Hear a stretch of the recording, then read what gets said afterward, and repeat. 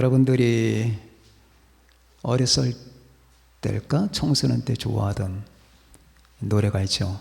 즐거운 곳에서는 나를 오라 하여도 내 쉴 곳은 작은 집 내 집뿐이리. 옛날에 제가 천막은 아니죠. 판잣집에 살 때. 그러니까 아주 놀랍도록 부한집에 사는 분들은 이 노래의 묘미가 잘 전달이 안 될 거라고 봐요. 저같이 판잣집, 초가집, 빚세 있는 집에서 살던 사람들은 그 노래가 아주 막연한 꿈이 됩니다. 즐거운 곳에서는 나를 오라 하여도 내 쉴 곳은 작은 내 집뿐이래. 꽃 피고 새우는 내 집뿐이래. 존 하워드 페인이 이 노래를 작사했는데, 이 존 하워드 페인은 평생 집이 없었다고 그래요. 고향을 떠돌다 나중에 제가 알기로는 저 알제리에서 이제 시체로 발견됐는데, 그분이 집이 없어서 그랬는지 몰라도 이 노래를 지었습니다. 여러분과 저는 나름대로 집들을 가지고 있죠. 그런데 여러분과 제가 마치 판잣집에 사는 사람들이 이 작은 아늑한 호젓한 그런 집을 꿈꾸듯이 우리는 어떤 꿈을 가지고 있습니다. 단순한 꿈이 아니고, 자, 마지막에 여러분과 제가, 그리고 여러분의 가정과 제 가정에 가서 살 집, 최종적인 장소, 그 장소에 대해서 우리는 관심을 가지고 있죠.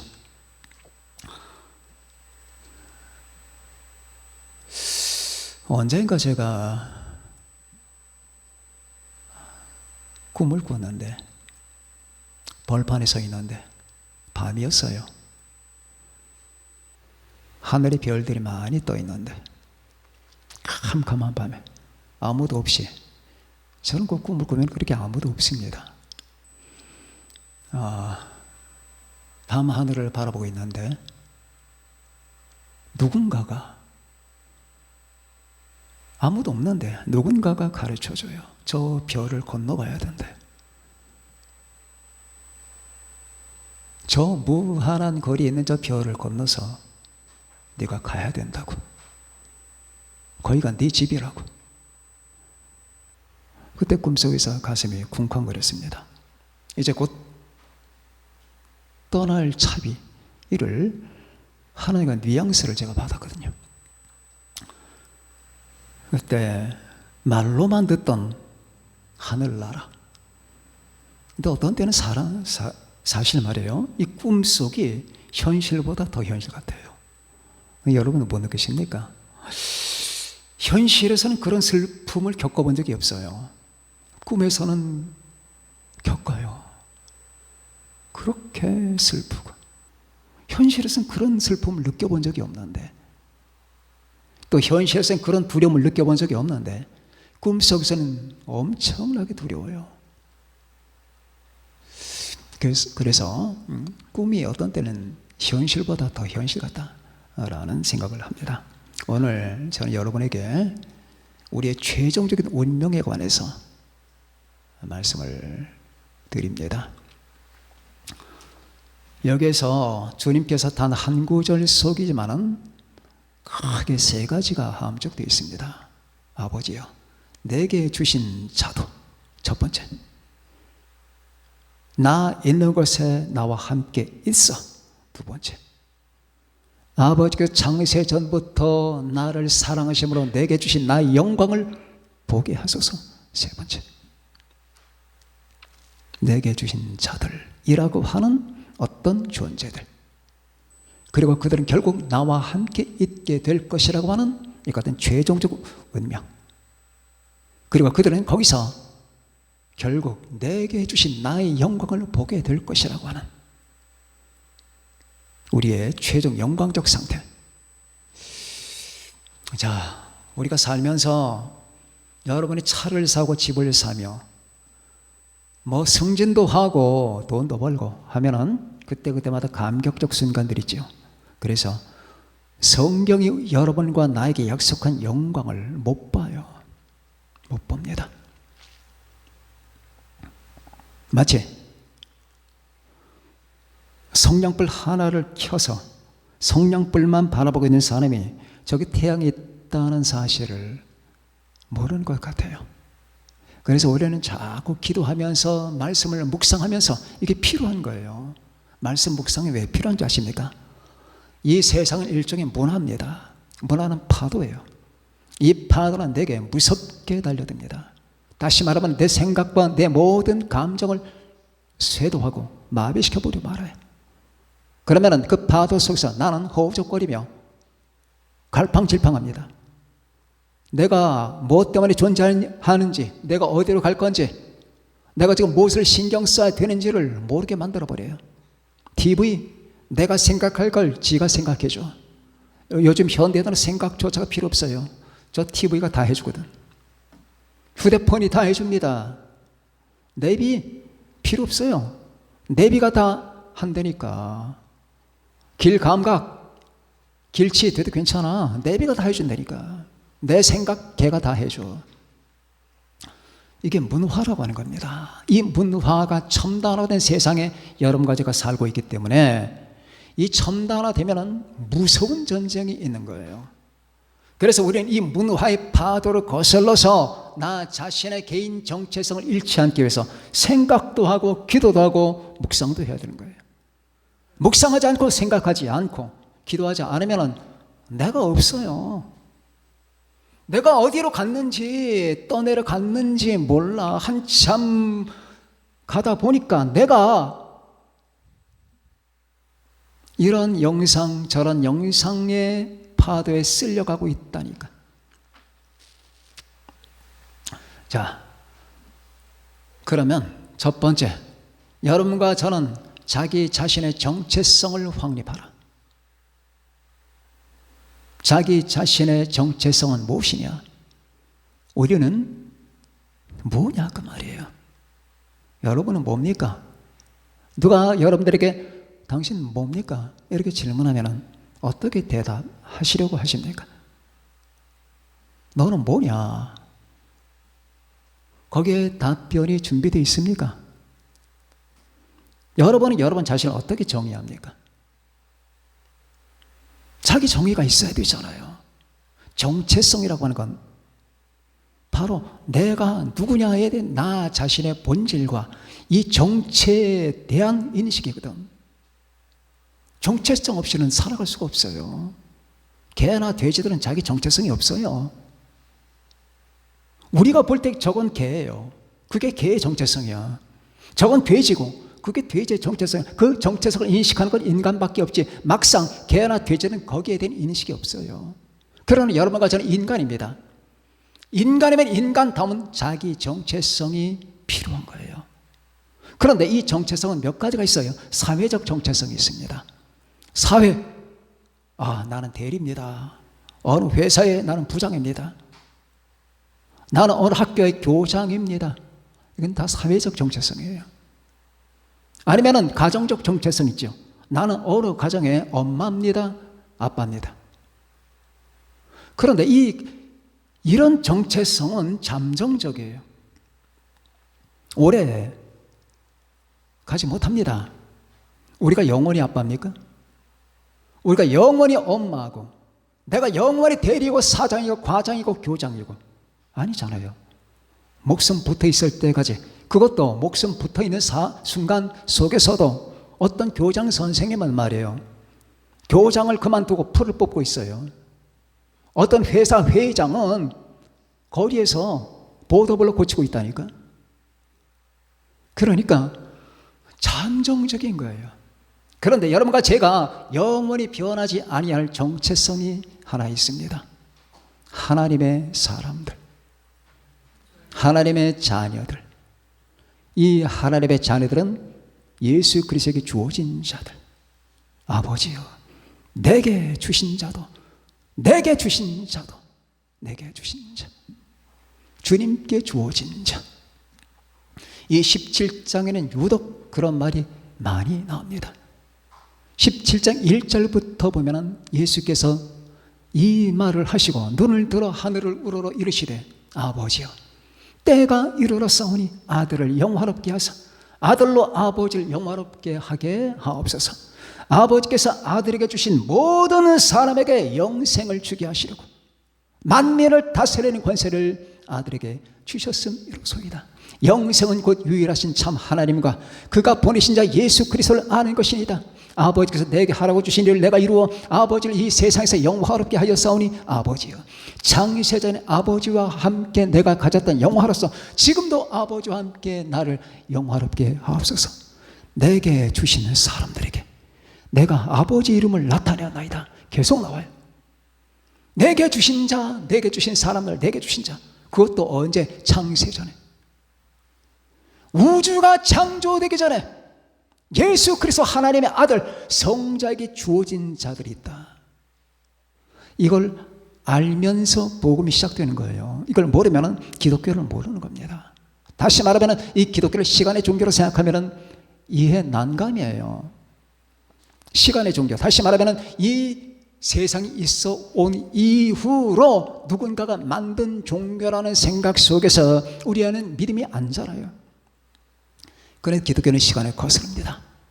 창세전에. 에베소서 1장을 보면 또 그 말이 나오죠. 찬송하리로다.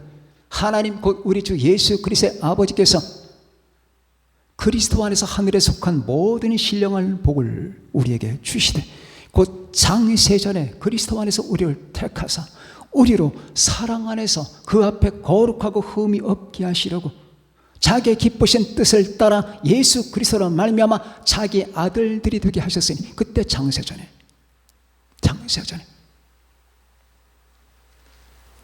자, 하나님께서는 성부, 성자, 성령으로 영원 전부터 계셨는데 하나님 아버지의 생각 속에 우리 성부, 성자, 성령 외에 여기에 속할 하나의 무리를 만들자. 다시 말하면 성가족, 하나님의 거룩한 가족 속에 포함될, 다시 말하면 성부, 성자, 성령이라는 관계와 이 가족 외에 첨가되는 가족을 만들겠다라고 하는 발상이 하나님 아버지에게 있었고, 이 하나님 아버지의 발상을 아들과 의논하면서, 그러면 이 존재들은 누구냐? 곧 하나님 아버지의 아들이 자녀들이면서 예수 그리스도께 주어진 예수님의 소유물들과 예수님의 신부된 자들에 대한 하나님의 발상과 구상이 창세전에 하나님 가슴 속에 있었다는 것, 이 발상과 구상을 하나님 아버지와 하나님 아들 간에 서로 간에 의논하셨다는 것, 이것이 구속계약이라고 하는 것, 구속언약. 그런데 그러면 그들을 하나님의 아들의 존재를 만들기 위해서 하나님은 피를 뿌리기로 작정하신 거예요. 이들은 불완전한 자고 죄를 지을 것이기 때문에 그들은 죄에 빠져 멸망할 수밖에 없는데, 하나님 아들의 존재, 너희의 존재다. 그래서 하나님 아들은 이 자신에게 주어진 존재들을 위해서 자신들에게 주어진 존재들의 그 육신을 입으시고 이 땅에 직접 오셔서 그들을 위해서 죽음으로 강화하는 거예요. 그래서 죽음으로 내려가서 자기의 피를 뿌려 그들을 건지는데, 그 피를 받는 사람만 자신의 자녀가 되는 겁니다. 이것이 요한계시록에 나오는, 신비하죠. 다 제가 하는 말 다 나와요, 성경에. 창세전에 어린 양의 생명책에 기록된 자들, 계시록 13장에 나와요. 창세전에 어린 양의 생명책에 기록된 자들, 그들은 절대로 적그리스에게 굴복하지 않는다. 창세전에 어린 양의 생명체에 기록된 자들은 절대로 악마 마귀에게 경배하지 않는다. 바로 이들이에요. 이들. 여러분이 끝까지 예수 그리스도를 믿고 그분께 속한다면 바로 여러분이 되는 거예요. 그런데 여러분이 중에서 만일 누군가가 이탈에서 빠져나가면 그는 주님께 주어진 자가 아니에요. 창세전에 핏부림을 받은 자가 아니고 창세전에 예수 그리스도에게 주어진 존재가 아닙니다. 여러분 중에서 누군가가 이탈하면 그렇게 되는 거예요. 그 결과를 봐야 돼요. 그것이 우리가 가져야 될 정체성이에요. 여러분과 저는 예수 그리스도에게 주어진 자들, 이들을 향하여 우리는 하나님의 자녀, 영접하는 자. 자기 땅에 오매 자기 백성이 영접하지 아니하였으나 영접하는 자, 곧 그들을 위하여 자기에게 주어진 자들을 위하여 이 땅에 오신 자, 그를 영접하는 자, 곧 그 이름을 믿는 자들에게는 하나님의 자녀가 되는 권세를 주셨어요. 그래서 자녀가 되는 거예요. 우리는 그분에게 주어진 자들입니다. 그런데 이게 여러분에게는 감격이 되어야 돼요. 감격. 근데 시큰둥, 아무런 느낌이 없어. 그러면 그 사람의 구원 상태는 의심을 해봐야 됩니다. 내가 이 땅에 40년, 50년, 60년 살다가 그냥 썩어버릴 그런 육체인데 내가 뭘 하든 간에 그게 영원합니까? 솔로몬이 말했잖아요. 메멘토 모리, 네가 죽는다는 걸 기억하라. 메멘토 모리, 네가 죽는다는 걸 기억하라. 죽음을 기억하며 살라는 얘기예요. 그러니까 카르페 디엠이 나오는 거예요. 카르페 디엠, 오늘을 붙잡아라. 네가 인생을 다 산다 하더라도 그게 다 네게 가치는 게 아니다. 오늘을 네가 진실하게 복되게 살지 않으면 그 인생에 무슨 상관이 있겠느냐. 카르페 디엠. 솔로몬이 난 다 해봤다. 다 해봤다. 연애도 해봤고 내 처첩들이 1000명이다. 저수지를 만들고 목축업도 해봤고 내 창고에는 금은 보화 모든 사파이어, 에메랄드, 다이아몬드가 꽉 차 있다. 나는 무역도 해봤고 이것도 해봤고 공부도 해봤고 다 해봤다. 다 미친 짓이다. 거기서 나오는 말이 메멘토 모리, 네가 죽는다는 기억하라. 지혜자의 마음은 소상집에 있어도 돼. 우매자의 마음은 혼인집에 있느니라. 지금도 많은 사람 혼인집에 가서 막 사람들과 어울리고 막 얘기를 나누고 음식을 먹으며 교제하는 걸 바쁘지. 그게 다 미련한 자라고 하는 거예요. 미련한 자의 마음은 혼인집에 있는데 지혜로운 자의 마음은 초상, 자기 종말을 기억한단 말이에요. 그게 메멘토 모리예요. 그래서 오늘 하루를 의미 있게 살라는 말이 카르페 디엠이에요. 라틴어입니다. 영어가 아니고. 카르페 디엠. 이 두 가지 말을 기억하며 살아가는 게 필요합니다. 그런데 그렇게 해봐야 네가 그런 거 쌓아보고 얻어보고 소유해보고 누려봐야 결국 6, 70년 아니냐. 죽는다. 그러니 우리는 거기서 정체성을 찾으면 안 돼요. 여러분과 나의 정체성은 영원하신 하나님, 우리 주 예수 그리스도에게 바쳐진, 주어진, 그래서 그분과 함께 살게 될 존재라고 하는 자기 자신에 대한 인식을 여러분들이 하시길 바랍니다. 두 번째, 내게 주신 자도 나 있는 곳에 나와 함께 있어. 나와 함께 있어.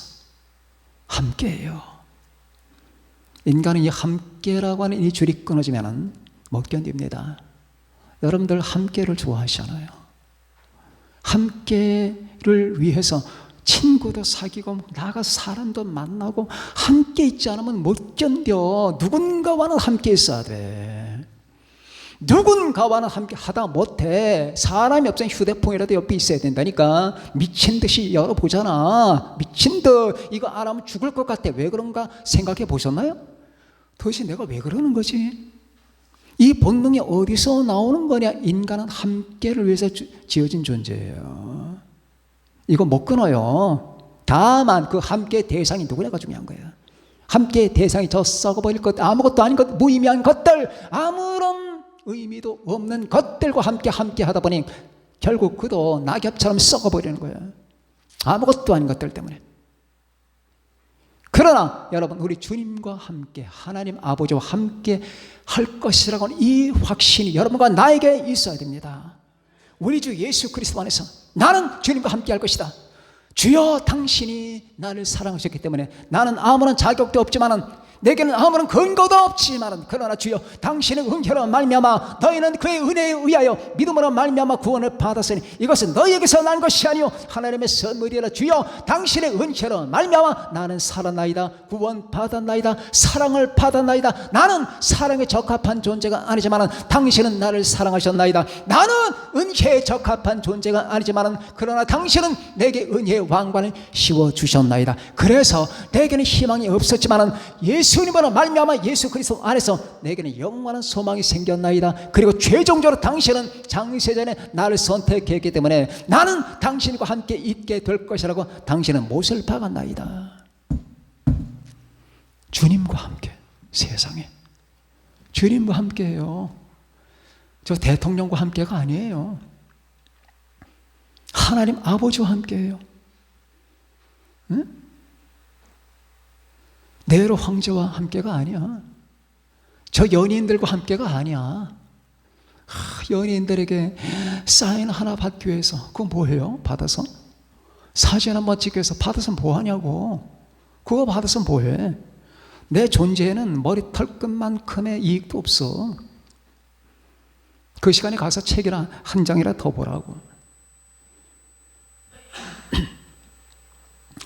자, 그런데 여러분과 저는 예수님의 피뿌림을 받았고 어린 양의 생명책에 기록이 됐어요. 그리고 그들을 저 별 너머의 세계로 이끌고 가시는 거예요. 우주 바깥에 당신의 궁전으로. 그게 지금은 아련하죠. 지금은 감각이 없죠. 그러나 생각하셔야 돼요. 그것이 여러분과 저의 최종 운명입니다. 아버지여, 내게 주신 자도 나 있는 곳에 나와 함께, 주님과 함께입니다. 이걸 위해서 주님이 함께의 감각을 주신 거예요. 인간이 부패했기 때문에 함께 대상을 잘못 찾는 거예요. 부패해서 함께의 대상을 잘못 찾는 거라니까. 심지어 자기를 잡아 죽일 사람을 그렇게 좋아 따라가다가 죽어. 자기에게 사기칠 생각만 하고 있는 사람을 그렇게 함께하고 싶어서 하다가 자기 인생 다 껍질 다 벗겨가. 이렇게 어리석어요. 그런데 우리의 주인은 어떠십니까? 우리의 주인은 우리의 껍질을 벗겨가는 분이 아니라 여러분을 사랑하시고 창조하시고 구원하시기 위해서 자기의 껍질을 벗겨주는 신, 그 분과 여러분과 제가 함께하게 될 것입니다. 여러분, 네로의 스승이 누군지 아십니까? 세네카죠. 세네카, 유명한 철학자입니다.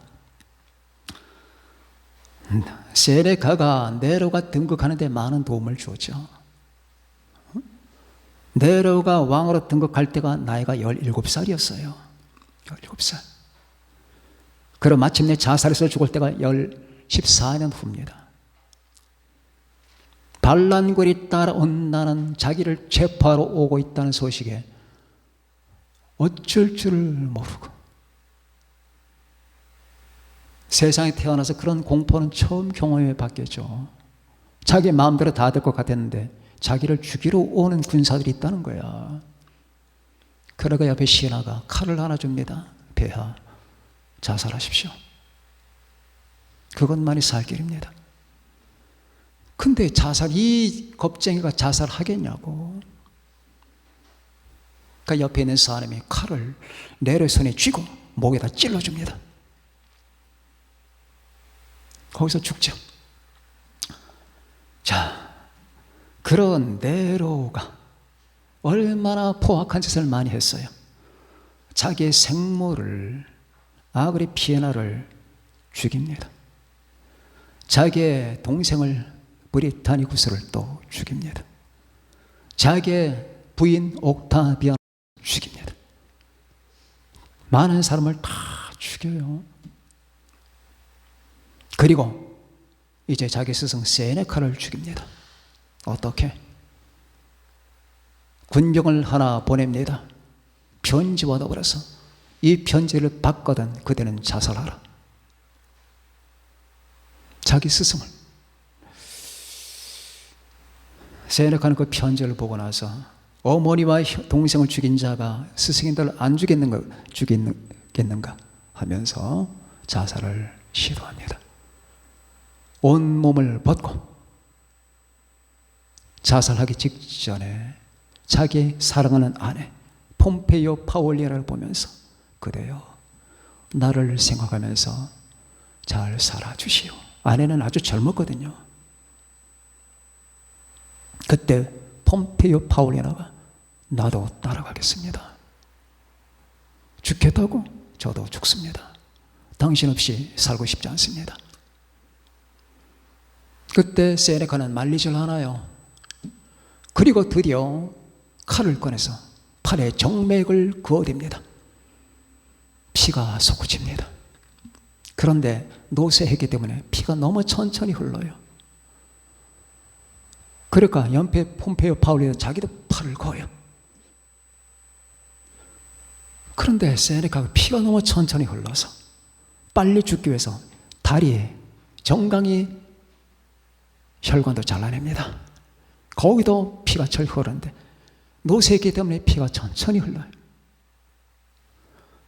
빨리 죽어야 되는데 안 죽습니다. 그러니까 독당근을 가져오게 합니다. 옛날에 소크라테스를 사형시켰던 독당근의 즙, 그 즙을 먹어요. 그 즙을 먹었는데 안 죽어요.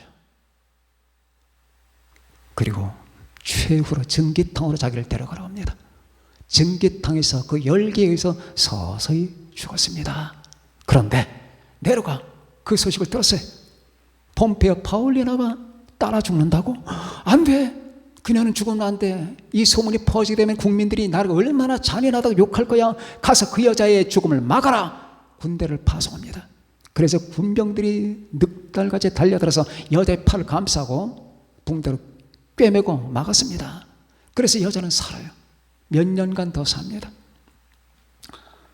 그때 이 이야기 당신과 떨어지지 않겠어요.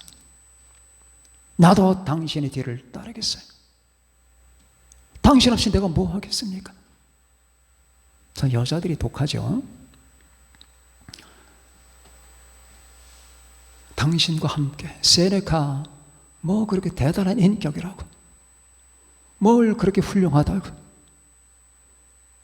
나이 차이도 많이 나는 남편인데 그래도 같이 있고 싶었던 거예요. 함께 with my husband, 나의 남편과 함께. 그래 봐야 뭐 합니까? 다 인간 아니에요? 그런데 여러분에게는 함께 하실 분이 계셔요. 주님입니다. 하나님이십니다. 예수 그리스도 여러분의 주님, 생명 되신 분입니다. 우린 이걸 항상 바라봐야 돼요. 내가 잘 때도 함께 계시고, 그리고 항상 내 안에 계시고, 내가 걸어갈 때도 함께 계시고, 내가 슬플 때나 아니면 참담할 때나 아니면 좋을 때나 기쁠 때나 항상 함께 하시다가 최종적으로 하늘나라에서 영원히 함께 하실 것, 그걸 지금 주님은 말하는 겁니다. 아버지여, 내게 주신 자도 나 있는 곳에 나와 함께 있어. 그렇게 되겠죠? 죽어서 그렇게 되는 게 아니에요. 죽어 발생과도 그래서 주님이 끌어올리셔서 여러분은 그렇게 되실 겁니다. 저 별 건너편의 세계로 여러분과 저는 갑니다. 이걸 항상 바라보면서 이 세상 것들에 여러분 충실을 해야 되지만 이 세상 것들에 너무 의미를 많이 부여하지 마세요. 충실은 하되 의미 부여를 많이 하지 마시라고요. 여러분이 최종적이고 궁극적인 의미 부여할 것은 주님께 속한 것입니다. 하늘에 속한 것입니다. 마침 세 번째, 내게 주신 자도 나 있는 곳에 나와 함께해서 아버지께서 창세전부터 나를 사랑하심으로, 아버지가 아들을 어느 정도 사랑하십니까? 아버지와 아들은 일체예요. 일체. 나와 아버지는 하나이리라. 아들은 아버지 기쁨의 모든 기쁨이거든. 그래서 우리는 세례 받으실 때와 변화산에서 하나님의 두 음성, 이는 내 사랑하는 아들이요 내 기뻐하는 자라. 얼마나 기뻐하면은 그분이 그냥 하나님의 기쁨이에요. 하나님 아버지 기쁨이에요. 창세 전부터. 그런데 내 영광을 그들도 보게 하소서. 우리는 그 영광을 보게 될 겁니다. 목사님, 영광이라고 하니까 그냥 뭐 밝은 것이나 찬란한 것이나 나이아가라 폭포나 바이칼 호수나 아니면 디마주 미술관이나 발음이 좀 시원찮은데, 그러면 궁전이나 아니면 그랜드 캐년이나 아니면 아프리카에서의 하늘이나 이런 것들을 얘기하는 것인가요? 우리는 지금 몰라요. 그건 인간들이 말하는 영광이에요. 인간의 지금 하나님이 영광을 얘기하는 겁니다. 하나님이 영광스럽다고 하면은 그 영광은 어떤 것일까? 아마 우리를 삼켜버리고 말 겁니다. 우리는 감당 못할 겁니다. 그런데 그 영광의 본체는 우리 주님 자체예요. 여러분, 하늘에서 최대한의 영광은 뭐냐? 우리가 그를 보면서 산다는 겁니다. 계시록 22장에 나오죠. 항상 그를 볼 것이요. 그를 보면서 천국에 가면은 어떤 방향을 향하든지 하나님은 여러분 앞에 계십니다. 우리는 항상 그분의 임재 가운데 있습니다. 그분의 임재가 우리를 떠나는 법이 없습니다. 그 임재 가운데 살아간다는 그 사실, 그분의 거룩한 영광을 본다는 것, 그분의 얼굴을 뵈면서 살아간다는 것, 이것이 그 영광의 본체예요. 나머지 주위 환경, 이것은 거기에 나오는 부산물들입니다. 부산물들. 저는 그렇게밖에 설명을 못해요. 저도 거기 안 가봤으니까. 내게 주신 나의 영광, 아버지가 아들을 사랑해서 아들에게 베푸신 그 영광, 하나님 아버지와 동일한 그 영광 그들이 보게라는 말이 이 눈을 보게 하는 게 아니에요. participation, 참여를 말하는 거예요. 내가 하나님 아버지께로부터 받은 그 영광에 그들이 참여하게 하옵소서, 겪게 하옵소서, 경험하게 하옵소서.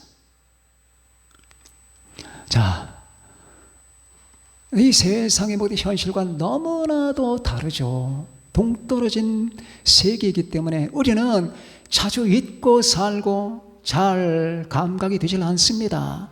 그래서 다시 말씀드리지만 밤 깊은데 묵상을 하고, 이게 무엇일까? 말씀을 통해서 여러분들이 생각하고 여러분의 생각을 발전시키면서 우리는 이 세상에서 하나님에 관해서나 하나님의 약속에 관해서 다 감지하지 못해요. 하나님도 그걸 아십니다. 우리는 인간이잖아요. 그분은 하나님이고 우리는 아마 꼬리만 붙잡든지 만만 보든지 그렇게 할 겁니다. 그러나 하나님의 성령이 계시잖아요. 하나님의 성령은 하나님의 깊은 걸 통달케 만드십니다. 우리가 예수 그리스도 안에 있다면 하나님의 성령 우리 안에 있는 거예요. 우리 성령 통해 하나님 아버지의 마음이 뭔지, 예수님의 감정이 무엇인지 이걸 우리는 캐치할 수가 있습니다. 여러분, 그래서 여러분과 제가 이 땅을 떠나서 주님 계신 곳에서 그분의 영광을 바라보면서 그분의 얼굴을 보면서 그분의 임재 가운데 살아가는 이 현실이 우리의 최종 현실이라고 하는 사실을 항상 항상 의식하며 살아간다면 우리가 이 세상에서 부딪히는 이런저런 모든 일들이 그다지 여러분을 상처를 못 줄 겁니다. 큰 의미가 없어요. 이것을 생각하며 살아갑시다. 잠깐입니다. 잠깐이에요. 우리 언제나 이 마음을 품고 예수님의 기도를 기억하면서 내게 베풀어질 그것, 여러분들에게 주어질 그 영광 보면서 나만이 아니라 내 가족도, 내 가정도 다 그 영광에 참여하기를 늘 바라고, 여러분의 가정은 바로 그 하늘나라의 모형이 되기를 바랍니다. 모두 다 언젠가 주님 오실 때 다 이 하나님이 약속하신 바, 이 하나님의 영광에 동참하게 되는 여러분과 제가 되시기를 바랍니다. 기도하겠습니다. 다 같이 말씀을 생각하시면서 기도하십시다.